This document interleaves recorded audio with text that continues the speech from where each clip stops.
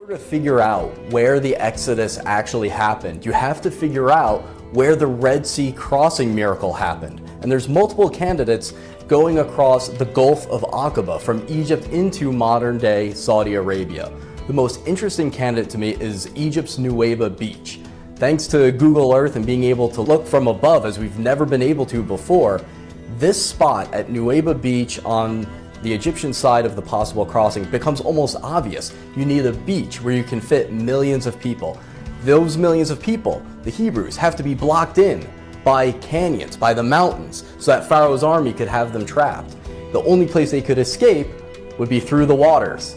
And right at this location, amazingly, there appears to be an underwater land path. So if the waters were parted, they would need somewhere to walk to. And here, just at this location, there happens to be that underwater land path. So if the waters were parted, they could walk from Egypt through the waters of the Gulf of Aqaba into northwestern Saudi Arabia, into the area that the local Saudis call the land of Jethro. By this underwater land path going from Egypt's Nuweiba beach into northwestern Saudi Arabia, there are very interesting coral anomalies that look like the remains of chariots, specifically chariot wheels. And there have been metal detectors brought down by divers that detected circular patterns of metal within the coral. Now, a lot of this would disintegrate over time, obviously, but coral can wrap itself around an object and dissolve it and retain the shape. And so divers who have gone to this area have described it as looking like an ancient junkyard, a place where potentially an army was destroyed and shattered into pieces, and the coral retained the shape of those debris. New research shows that Christian, Jewish, and Islamic sources for a long time have identified the real Mount Sinai as being the highest mountain near an area of Saudi Arabia called Al-Bad today. And if you go to Al-Bad today, the highest mountain is the Jebel al-Lawz mountain range, and specifically a peak named Jebel Makla, which means burned mountain. The reason it's called burned mountain is because it has a blackened top that makes it very distinct, and you can see it from far away. And so that leads people to see it and question, is this evidence of God descending upon the mountain in the form of a fire like the Bible says? The locals refer to this mountain as the Mountain of Moses.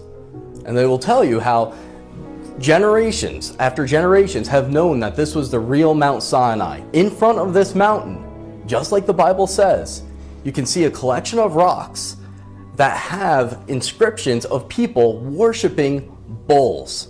And the local tradition is that this is the golden calf worship site, to the point where locals will even suspect you of searching for gold if you go there.